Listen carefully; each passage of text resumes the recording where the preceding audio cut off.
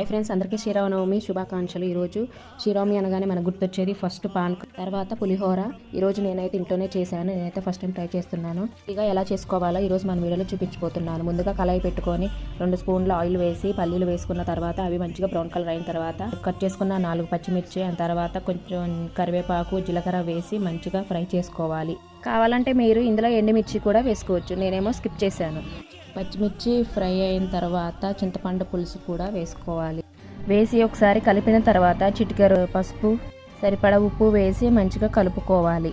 చింతపండు పులుసు దగ్గర పడేంత వరకు బాగా కలుపుకోవాలి. ఇలా ఆయిల్ పైకి తేలిన తర్వాత మనం ఉడికి పెట్టుకున్న వైట్ రైస్ అయితే ఇందులో వేసుకొని మంచిగా రైస్ కలిసేంత వరకు బాగా కలుపుకోవాలి.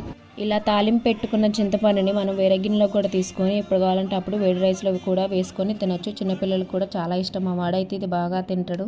ఈ ప్రాసెస్ మీకు ఎలా అనిపించిందో కామెంట్ చేయడం మాత్రం మర్చిపోకండి. Thank you for watching.